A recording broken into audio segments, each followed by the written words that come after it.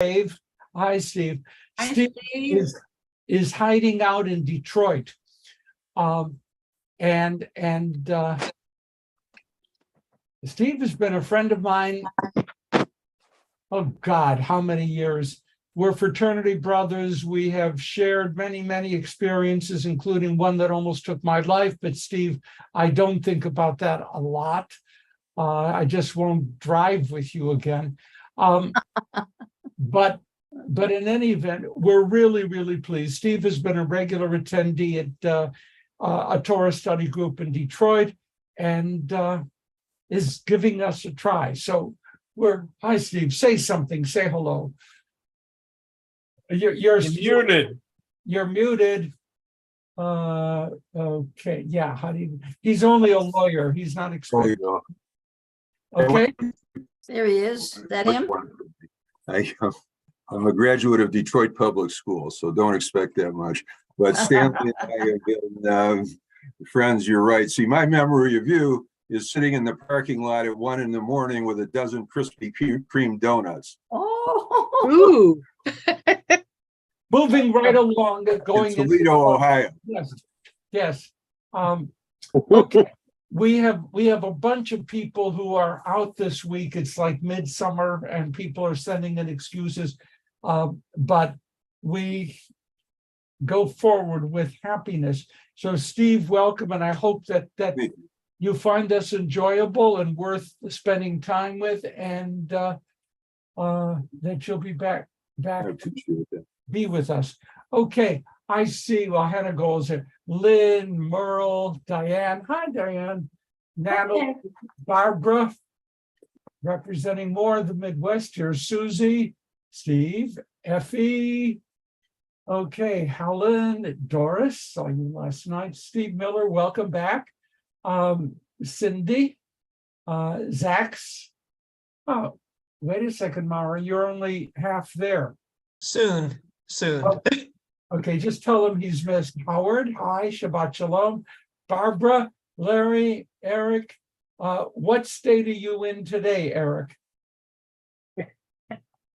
New York until November. Then I go back to Florida till June. Kevin, where are you, man? You don't look like you're at home. I gotta mute this. I'm at a volleyball tournament. I'm going to play, but I don't think my first game's for an hour or so. So that means I get to sit in and enjoy this Ladies and Torah gentlemen, study. is that devotion or what? Okay. Arthur, Shabbat Shalom. Risa is there. Let's see. Oh, the people just keep coming in. Donna. Hi, Donna. Kevin. Okay. Arthur.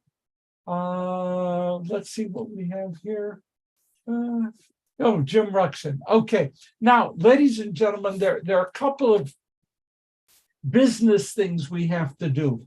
Number one, I've been asked to remind everyone to use the electronic hand raising. Okay? So before you speak, please, electronic hand raising. And you know my particular problem. If I'm not seeing a hand, it's because I'm blind, right? So, you may help me by saying, hey, Donna has her hand up, call on her. So help me with that. But electronic hand raising, please let that be a norm. Secondly, over the past month, there were a couple of comments made in the chat. And I would like to remind everyone, please, we have this incredible, wonderful, unique, fabulous group of people. We will respect each other at all time, right? And there may be more of a problem with the current events thing, but okay. Now, another big announcement, a week from today, Saturday, July 29th, our study group, Chevra Torah, will go live at 9 a.m. from the Glazer campus. The only difference is that means I'm going to be sitting there with my laptop, okay? We're going to go live 9 a.m. Saturday, July 29th from the Glazer campus. We have a room reserved, the Learner Conference Room. The Learner Conference Room will be there, and the benefit is when we use the facility, they give us coffee. So we will have coffee. Bagels? Or bagels and lunch, okay. Why is it all the way over in the Glazer, so far away from us? Because Okay. Howard's becoming a bar mitzvah tomorrow. Okay, I think I didn't see any hands raised. I could be wrong. But okay. Hi, Karen Sarachek. The Howard Weisberg will celebrate his second bar mitzvah next week at the Glazer campus. A bunch of people, there was a division. How many people like Howard, how many not? So some will be coming to share in the simcha. And because of that, because everyone is going, not everyone, a group of people are going to the Glazer campus, I just would love to be back in the same room with you people, okay? So again, next Saturday, July 29th, regular 9 to 10 in the Learner Conference Room at the Glazer campus, okay? So you know, oh, I forgot to say, we're still on Zoom. Right. You just stay right where you are. We are still on Zoom. No change for those of you who just want to stay home and participate, okay? I'm going to take a question because that's actually a very important announcement. Are we all good? Okay, great. Now going to work. Dan, Howard has his hand up. I just wanted to say I think we sent out invitations to everybody in this group, but if anybody didn't receive an invitation, you're certainly invited to attend. Anybody's invited to attend the service. And there's plenty of food afterwards too. Oh, I'm disappointed, Howard. I thought the invitation was very uniquely for me. Well, it was a very unique group. Okay, so maybe Brad in Denver, Colorado, and Steve in Detroit, and you know, and Eric in New York, all of you guys will come in and we'll be together. Or if not, we'll be on Zoom. I'm going to go forward, but that's great. Susie has her hand up. Susie? Yes, I'm carpooling. I have a carpool. Barbara Dishler and Bobby Borski. I have room for one more person. If you want to drive to my house in Santa Monica, which is very close, I'm happy to put you in my car. Thank you. That's welcome. That's Susie. That's great. Okay. Today is Shabbat Chazon, a Sabbath known as Shabbat Chazon, the day of the vision, Shabbat Chazon, because this is the Shabbat prior to Tisha B'Av. Tisha B'Av is Wednesday evening of this coming week, the 9th day of the month of Av. Always we read Isaiah chapter 1, which begins Chazon Yeshayahu, the vision of Isaiah. So it's called Shabbat Chazon, the Shabbat immediately prior to Tisha B'Av. The Shabbat following this, which may coincide with Howard's bar mitzvah, is Shabbat Nachamu, the Sabbath of consolation, which begins the Haftarah with Nachamu, Nachamu Ami, comfort ye, O my people. So this Shabbat, next Shabbat are the bookends for Tisha B'Av on Wednesday. The reason I mentioned that is that we're going to turn now in the Plout 1180 in the Plout 1180. There is no other way to do this. This is the Haftarah for this week, okay? And I want to look at it because once a year, this pops up, and it's an extremely important text, all right? Extremely important text. So I'm on page 1180, and I don't think it's in the women's commentary. So if you have the Plout or another Tanakh that has Isaiah chapter 1, here we are. So just to point out a couple of things, we're not going to do the whole thing. Chazon Yeshayahu, this is the vision which he envisioned against Judah and Jerusalem. It's a vision of condemnation. And it starts off beautiful language, which is Isaiah, hear, O heavens, give ear, O earth, and so forth. And then in verse 3, a statement which goes all through rabbinic literature. An ox knows who owns it. An ass knows where it lives. An ox and an ass know more about their world than the Jewish people. That's what he says right out front. You folks don't know the impact of how you're living on the future of your own security. Verse 5, why invite more beatings? Why continue your rebellions?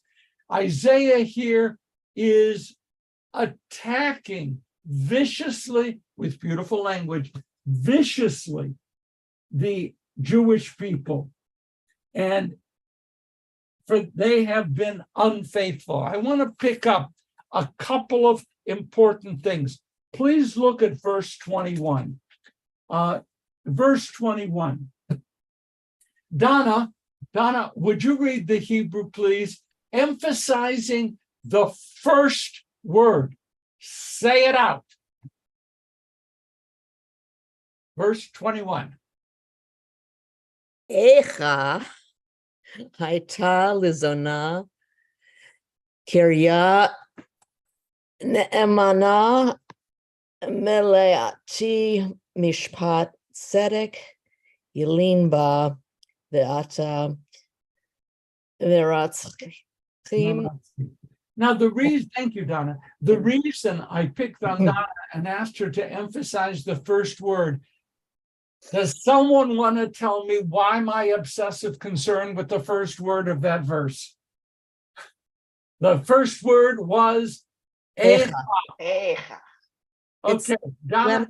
It's Lamentations. It's the name of the book of Lamentations. Okay. Echa is the name of the book of Lamentations, Echa, which is read Wednesday evening, the book of Lamentations. Echa yashva vadad ha'am rabatiam. Okay, and that should help Susie understand why I don't sing. The word Echa appears in this text, and that's one of the hooks that connects this Haftarah to the time. And the lovely statement, Echa, how has this city that was once full of justice, how have you guys become like a prostitute, a zonah, right? And okay, so that's one important connection. I'd like to go to verse 18. Verse 18, do I have someone who wants to read that verse, a verse? Electronic hand raising. Somebody want to read that verse? Okay, Lynn, I don't know where you are. I can't see you. You're on the other thing. Why don't you read that for us, please? Okay. Okay. Come now, says the Eternal One, let us reason together. Though your sins be scarlet, they can become white as snow. Though they be dyed crimson, they can become like fleece. I am saying to you that this chapter of Isaiah is incredibly important. Where do we encounter that verse? look at it. Where do we encounter that verse? Any thoughts? Got 5 seconds? 4? Howard? You're muted, Howard. Miriam white as snow. Is that something like that? Sorry, what's the first part? The white as snow part comes from like leprosy, right? Okay, but the white as snow part is the part, not leprosy. Though your sins be crimson, they will be white as snow, is smack in the middle of the high holiday liturgy. You will see it over and over. In other words, that's what Yom Kippur is about. Isaiah puts it out there. Though your sins be as scarlet, they can be white as snow. And of course, they can be is an opening to the Yom Kippur liturgy. Are you with me? So again, Isaiah, a verse, when this Yom Kippur, where you're in shul, you'll encounter this verse and say, I know where it comes from. Okay. And then verses 26 and 27. And Steve, we didn't plan this, but verse 27 is the foundational verse of the Zeta Beta Tau fraternity. Really? I am liberal, and I want to do this. Okay. Wait, I'm a Sammy. Don't ever accuse me of being a ZBT. Okay. Verse 26. Okay. I will restore you. This is the end of the chapter. And Isaiah, after having condemned the people in Chazon, condemned the people, offers 2 verses of consolation.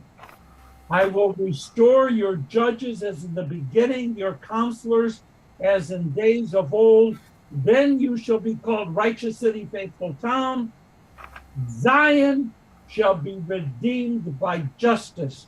Sion b'mishpat tipadeh. Take those first 3 letters, Sion, Z, b'mishpat, B, tipadeh, T. And the phrase, Zion shall be redeemed by justice, is in fact the slogan of the Zeta Beta Tau fraternity. In any event, the statement is powerful. Zion will be redeemed by justice. It's repentant people by righteousness.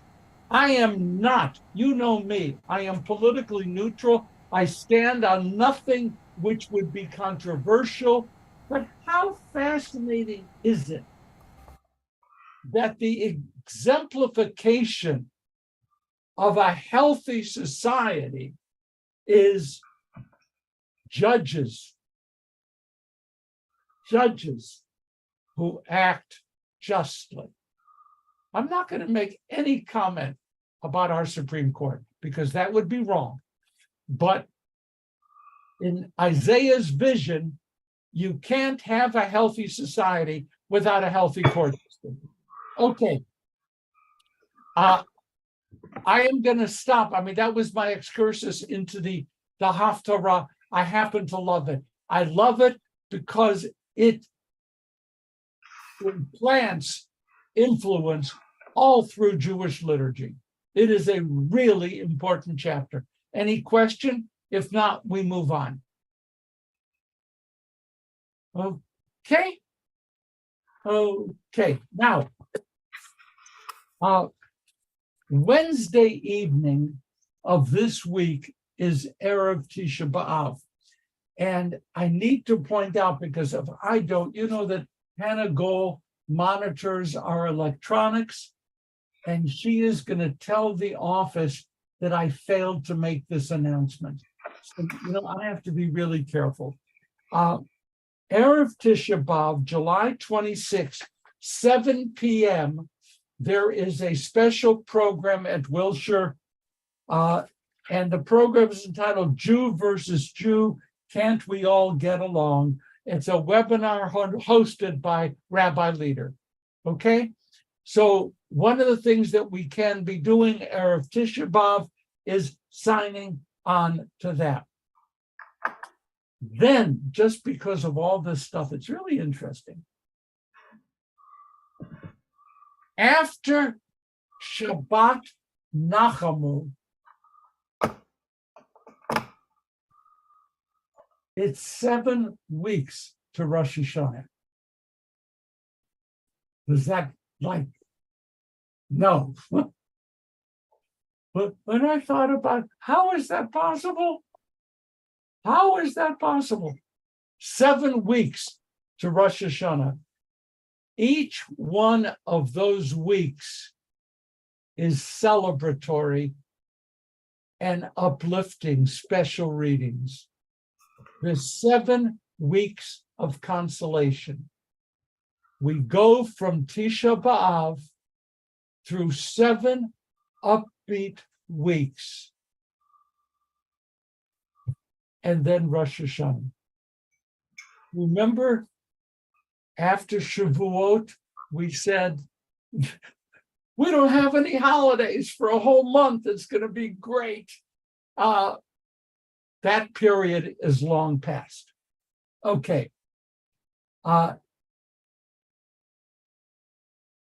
more things. Noon, July 26th is the next current events class. Good news. The Israeli Knesset will probably by that time have passed the judicial, in air quotes, reform bill. And I don't know whether next Wednesday, when we meet the 26th, there will be violent outbreaks in Israel. I am saying to you that it's possible. Some would say likely. Are you aware of the fact that there currently is a march of more than 10,000 Israelis from Tel Aviv entering, and now today, Saturday, entering Jerusalem?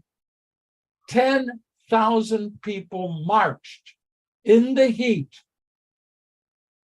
as the final act of protest against what the Netanyahu government is doing. We are finally at the crossroads. Okay, Friday evening, the 28th. That's a long march. Rabbi Hannah Elkin will deliver her first sermon as member of the clergy team. Cindy, anything sisterhoodish? No, Shabbat dinner at Froman's this week. We'll be taking a mini summer break, so everybody can go to temple and see our new rabbi, and we'll have resume hopefully in August. Super. Jim Ruxin, and by the way, that's a great decision. Thank you for that decision. Jim Ruxin? Where are you, Jim? He was here a minute ago. Did anyone see Jim Ruxin? Good break. Okay.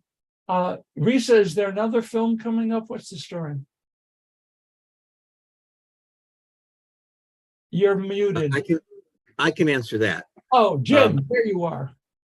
There will be another film discussion on August 3rd, Thursday. It looks like it's going to be The Human Stain, based on a book by Philip Roth. Philip Roth, yes. Yeah, well, don't hold that against the movie, but there are issues, but it's a very deeply psychological and erotic examination of two desperate people who are struggling in their own lives. They just happen to be Anthony Hopkins and Nicole Kidman. And it's a 10 or 12-year-old picture, or older than that. No, I think it's 20 years old. But it's an excellent drama and really gets to the pain and the denial that both these people live with daily. And it's a great psychological insight. I will say that the lead character, played by Anthony Hopkins, was born a black man and masqueraded his whole life as a white man, and also assumed a Jewish identity. Very interesting stuff. And it'll be a great discussion, very moving film. I'm But not that gonna- is, I'm that's sorry, on go August ahead. 3rd. August 3rd. Where can we see it?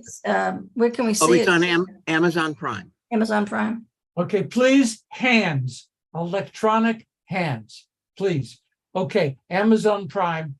And I'm not going to mention, Jim, because it's totally out of place, that last year I was in a restaurant and Anthony Hopkins walked in and I thought he was going to have me for lunch. I still have the silence of the lambs. I looked at him and I trembled. Okay. All righty. Now, checking in just to mention that Maya is now in Rwanda with Aviva, and they're going to be spending 2 weeks serving the medical needs of the people in Rwanda. So Maya has an excused absence today. Anything else checking in? We're just racing, hoping to get to the text. Anything else? Okay. Now, folks, we're starting the You book. missed me. I had my hand up. I'm sorry, where's the hand up? Steve? Mona has a play in the Tehachapi Play Festival, and the last performance is tomorrow. Thank you. Wish her break the leg or whatever she's supposed to do in those theater things. Yes. The book of Deuteronomy. What does the Greek word Deuteronomy mean? Donna. Second law. Deuteronomos, the repetition of the law. What's the Hebrew name besides Devarim for the book of Deuteronomy? Anyone know? It's referred to in the Talmud by the name Mishnah Torah. Mishnah Torah. Now, Mishnah Torah means Deuteronomy. Mishnah, Shnayim, repeat the second Torah, repeating the law. Mishnah Torah, Deuteronomos, repetition of the law. The names are false. I'm sorry that this is recorded, but that's the way it lives. Deuteronomy is not a bland repetition of the laws of the Torah. It's portrayed that way. It's described that way, but it isn't that way. As far as we're able to understand, Deuteronomy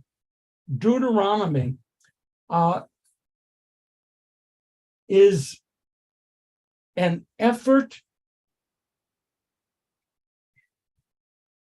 to update and create coherence among the other books of the Torah. There are changes in Jewish law that occur in Deuteronomy, changes in laws that are stated in other books. Now, do you remember Lecha Dodi? Remember? I'm not going to sing, Susie. Remember Lecha Dodi? Shamor v'zachor b'dibur echad. The Shamor et Yom HaShabbat, Zachor et Yom HaShabbat. Keep the Sabbath day, remember the Sabbath day. One in Exodus, one in Deuteronomy. And the rabbis go out of their way, go crazy, to try to say, well, they're all related and there's a this and there's a that. The fact is, as far as we're able to tell, the likelihood is that the Deuteronomy text may be earlier than the other texts as they were finished, that the Deuteronomy text impacted the editing of the other 4 books. As opposed to having the Deuteronomy text just the last of 5. Deuteronomy reflects Let me give you another example. Deuteronomy struggles with if the parents sin, are those sins visited on the kids? Deuteronomy struggles with that. Other statements in the rest of the Torah are superseded by what Deuteronomy says. In many ways, it is the final version of the key elements of the rest of Torah. I'm going to take questions here. This is not the way Deuteronomy is usually understood. And I understand that and I accept that. But Deuteronomy, by the way, is basically the final words of the final days of Moses. The whole book is represented as being Moses's final testament to the people. There is a little bit of disagreement whether Deuteronomy represents a one-day speech or maybe 2 or 3 days broken apart.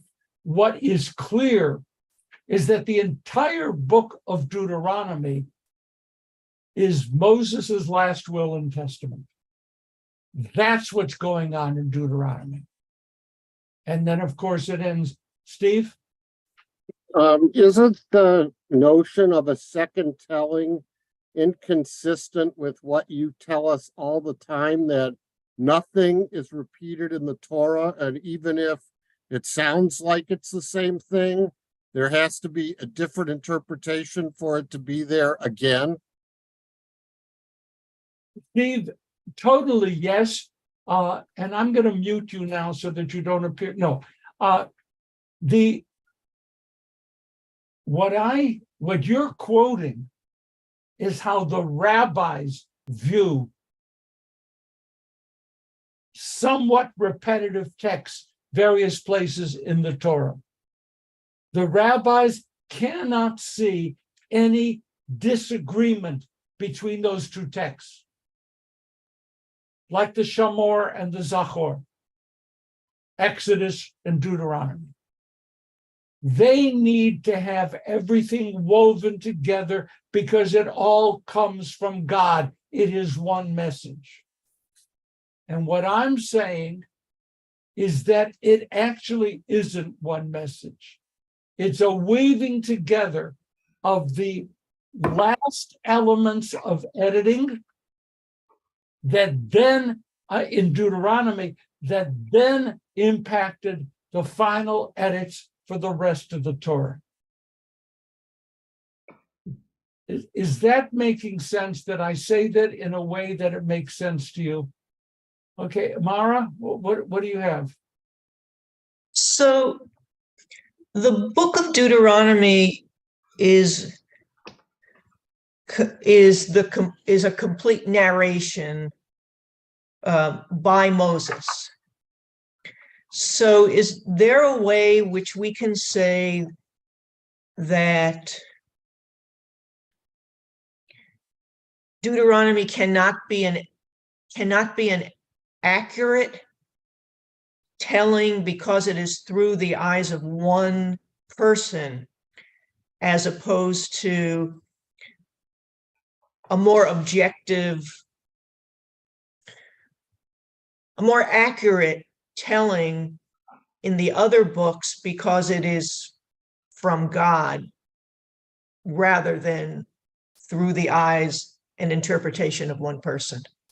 I think that's a great question. And it's a great question, Mara, because you point out that when Moses is saying, this is what happened, whatever, this is why, this is the rule, this is the law, it's through Moses. It is much less a question of, and God said, and God said, and God said.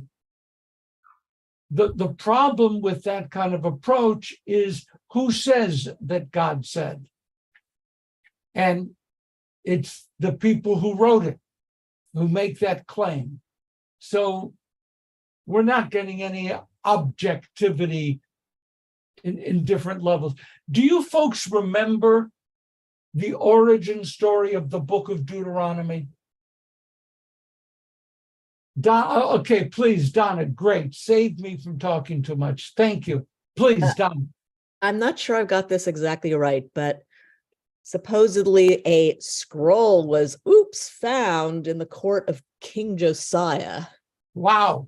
What do you know? That happened to be the book of Deuteronomy. Yeah, and it also had a menu from Subway. So, yeah. They don't mention that in the Talmud, but yeah, it's true. Okay, but in the book of King, we find that during the reign of King Josiah, Josiah, Josiah, one of the key good guys. Okay, Josiah, a fine, moral, forward-looking king, Josiah.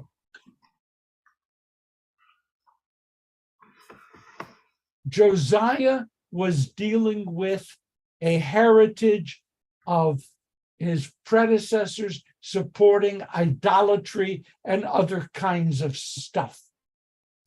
And there was marriage between Jews and non-Jews.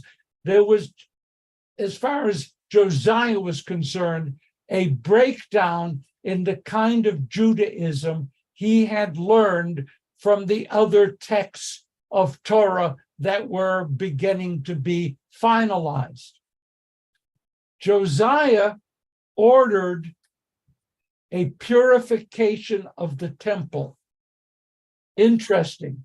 He did it in collaboration with the priests, the Kohanim, the Leviim. He ordered a cleansing of the temple. Let's get this thing polished up, sweep it out, take out the trash, make the temple shiny and bright again.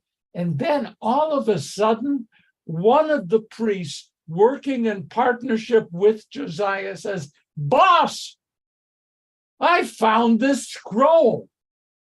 And look, it is the last will and testament of Moses. For God's sake, we have failed to have this in the system." That's really the way it's described in the Book of Kings.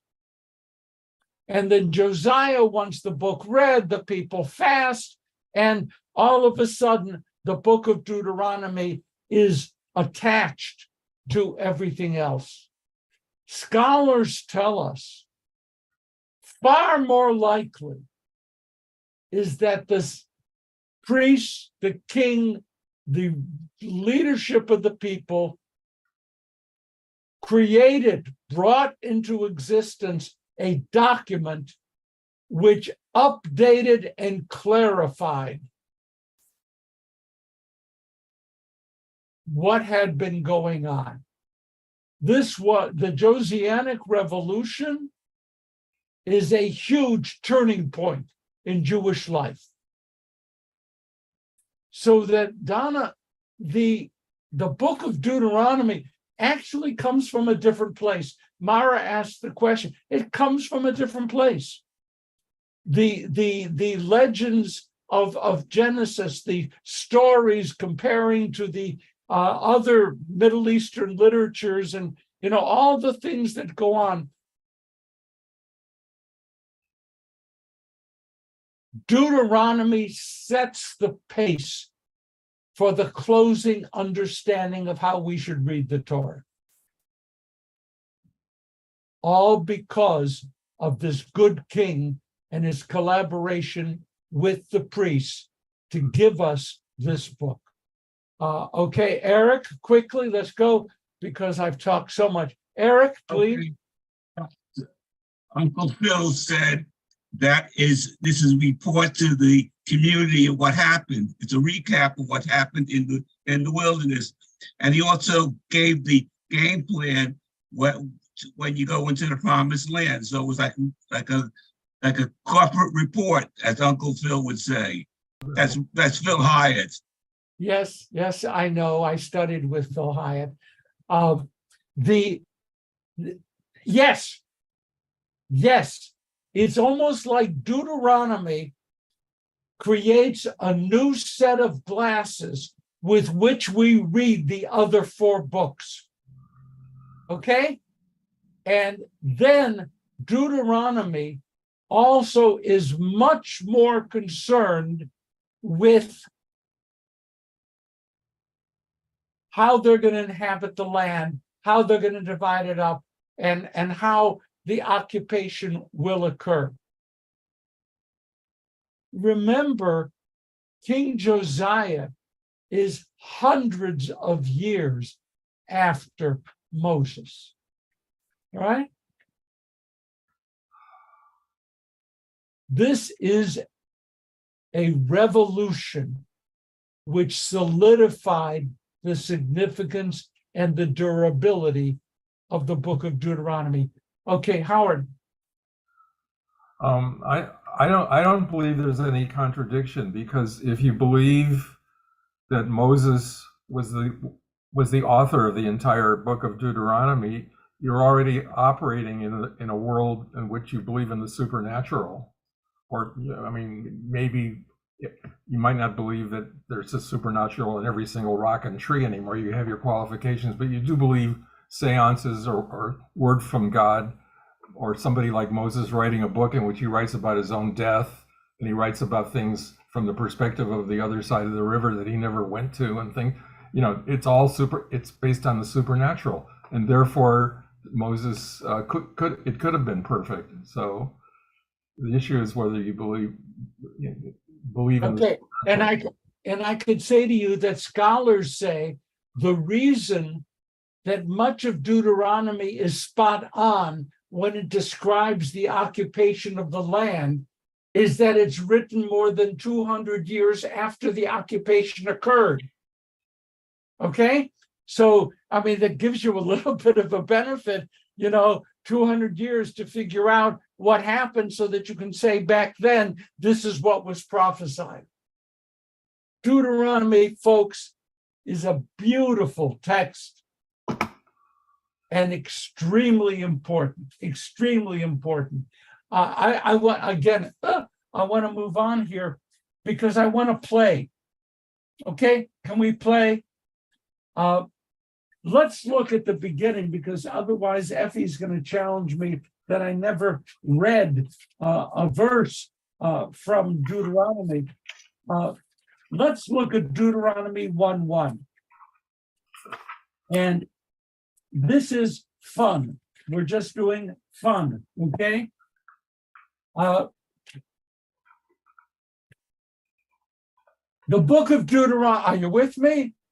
What page? Okay, it's Deuteronomy 1:1. It's on page 1161. It starts off, these are Eile HaDevarim, Asher Diber Moshe, I'll call you so. Okay, you know that the Hebrew name for Deuteronomy also is Devarim, which is just the second word of the text of Deuteronomy itself. But pause for a moment.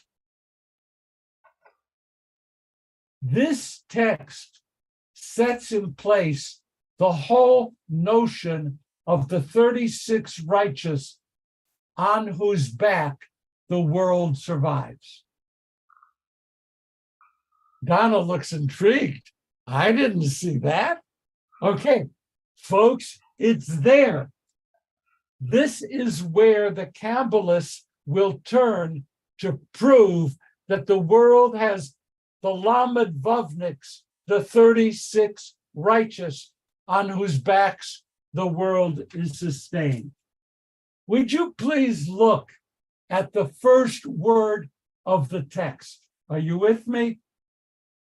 Eile. Now, is anyone willing to play the gematria game? Donna, please stop that. Scoff, scoff. Play the gematria game. What do you get, Steve?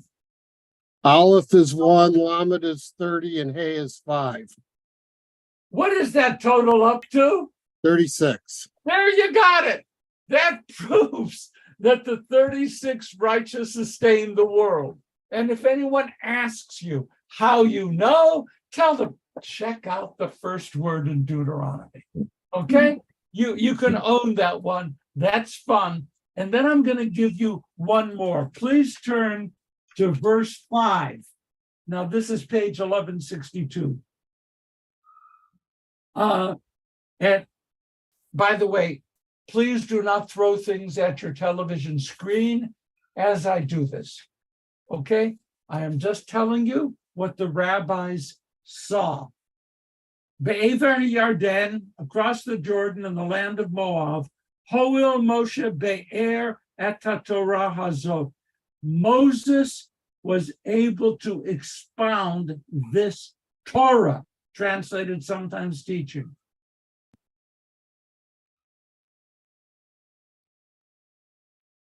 Not everything that's stated in the Torah ends up being clearly understood by the rabbis in the Talmud.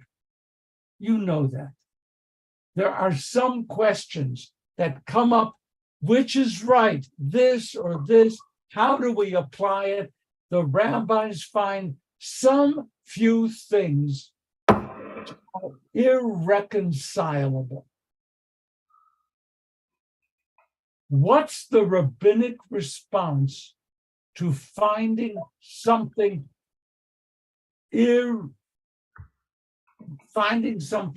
that cannot be resolved? What's the rabbinic answer? Howard. It's part of God's plan, but we're not able to understand it. Okay, yeah, part of God's plan. We got that. Steve? No, actually, my hand was up for a different reason. Okay, let's focus on this. Okay. Let's focus on this.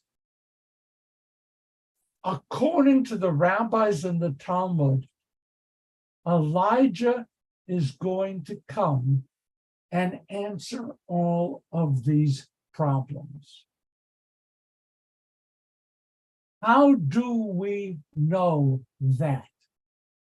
I am about to tell you. And after I tell you, you will be overwhelmed. Please look at verse 5. Moses is now going to be'er, he's going to clearly explain. But we know it's not all clear. So what's the escape valve to prove that there will come a time when we will know all the answers? Please look at the fifth word in that sentence. And again, I caution you, do not throw things at me. I am only explaining what the rabbis saw. Do you see the fifth word? Ho'il. Thank you, Ho'il. And they translated undertook, Ho'il. Okay, fine, Moses undertook. Take the word Ho'il and rearrange the letters. Give me the answer. You will get a prize. Eliyahu. Who said that? Steve said that. Steve said that. Would you please look at that word? Ho'il, if you rearrange the letters, is Eliyahu. Thus we prove that in the end of the days, Elijah is destined to come and answer all of the unanswered questions. Do you feel better? You feel good? Okay. When I got that, I freaked. I have read this text hundreds of times, and I read Ho'il as Ho'il, which obviously is a mistake. Okay? It is the hidden code to prove that Elijah will come and answer all of your problems. we're going to go to one last text in here, verse 41. And I'm sorry that I'm having so much fun. It is, let's see. Oh, wait a second. Wait a second. Wait.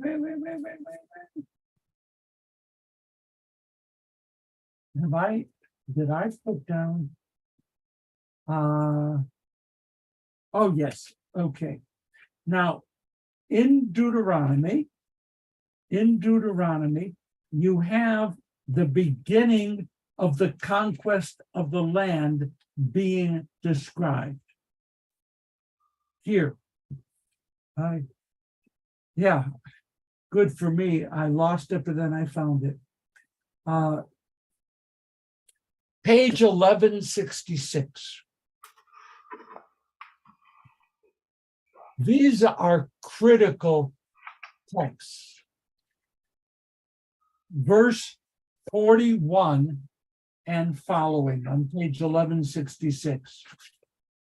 Moses is condemning the people, reminding them of all the things they have gone wrong. The thing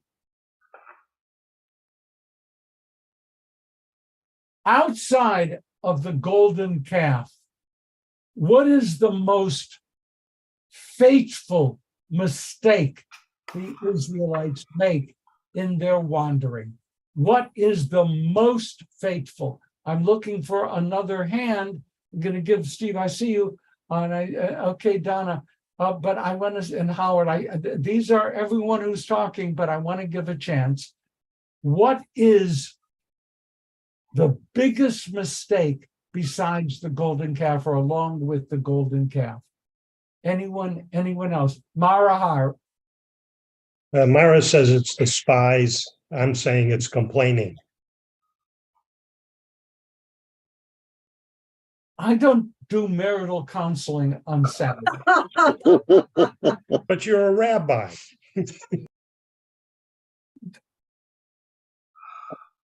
Last night, there was a terrible accident at the temple. A member of the former University Synagogue community was leaving the synagogue and apparently got dizzy and fell and had a serious, she became unconscious, banged her head. Someone came up to me. I was standing there. Cindy, you know her name. What is her name? Judy Pies. Judy Pies. Okay. Ooh. Okay. So this happened last night. Someone came up to me and said, you should speak to her son on the phone. And I said, I'm standing here. I have no idea. The medical, the fire engines, everyone coming. What am I going to say at that point? And the answer was, you're a rabbi. Do it. Okay, there's certain things even I can't do. I said that. I didn't want to name names. I said that. We're doing more marriage counseling. We said, no, let's just stay away from that. It was a random person. I'm not going there. Okay. So Moses is saying to them right here, you refused to do what needed to be done. We could have gone into the promised land after 8 weeks in the desert. It's 40 years. You should have gone. And when I told you what was happening, then you said to me, oh, really? We did this wrong. Let's go up and fight against the enemies now, and we'll march in armies, and we'll carry out God's word. And Moses tells them right here, verse 42, God said to me, warn them, don't do this. I am not in your midst, you will be routed. You wouldn't listen. And then you attacked your enemies and they crushed you. And you cried. The rabbis say the message here is when you have a chance to do what is right, don't delay. Because waiting to do what's right the next week will not have the same impact. As a political activist, I find this a very important text. Oh, we should have followed, we could have gone into the land and defeated the Canaanites. Now we'll go up and attack one of the enemies and we'll show we're loyal to God. And God's response was, as Moses interpreted, too little, too late. When you're supposed to do what needs to be done, don't put it off. Is that a great political lesson? Community organizing lesson? We're very close to the end. I have to get to Kaddish. Steve, I see a question. A brief one, please. Yes. Yeah, very brief. Going back to the very first verse, when it says, Moses spoke to all Israel across the Jordan. Is that the same all Israel that was at Sinai and includes all of us for all time? Or is that more limited to the people that were physically in front of him? The latter. The latter. Moses is now speaking to the new generation. He is giving Deuteronomy to the new generation. And that completely fits the Josiah thing. This is for us. Yeah, so except for Joshua, Joshua and Caleb live, Moses is about to die. Everyone else who was above the age of 20 at Mount Sinai is dead. Everybody. So those who were younger than 20 were now the generation that's going to go in and take the land. Okay? All right. I want to throw something out that I'm just going to leave you with. Verse on page 1166 and following, something really important happened. Which verse? 1166, beginning with verses 2, 3, 4, 5. Chapter. What are you talking about?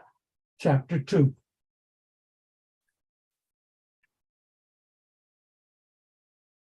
God specifically says certain peoples, not Israelites, will be guaranteed possessions. Don't touch them. Verse 4, page 1167, the land of Seir, the descendants of Esau, don't provoke them, don't occupy them, pass by them. Verse 8, descendants of Esau living away from the Arabah, God says, do not harass the Moabites or provoke them. It was formerly inhabited. I'm not going to go into it, though it's interesting. This updated version of Torah, the book of Deuteronomy, now sees God not only in a special relationship with the Israelites, but has followed the lead of teachers like Isaiah, who say God has a special relationship with everybody. And other peoples may have a covenant in which their land is promised to them. These verses are the first indications of the universalization of the role of God. And you can read it and not see it because it just, who the heck cares who lives in this place and that place? But here you have God universalized, and or the beginning, if you will, of the universalization. Remember later on, the prophet Amos will say, "Halo chivnei kushim atem li b'nei Israel." You're like the Ethiopians to me. I have special relationships with everybody. The earlier parts of the Torah do not reflect that. Okay? And certainly Judaism, as we live it today, embraces that. Okay? We're going to go. Steve Bernstein, thank you for joining us. Likewise, thank you for having me. And we look forward to having you join us in the future. In the meanwhile, we're going to go, we always close with Kaddish because this is live streamed and there will be people who will be observing your sites now with us. So I'm going to begin by reading the names of those who have passed away during the previous month. And I'm not going to mention Tony Bennett in the midst of that list, but I am going to mention Tony Bennett just because. Okay?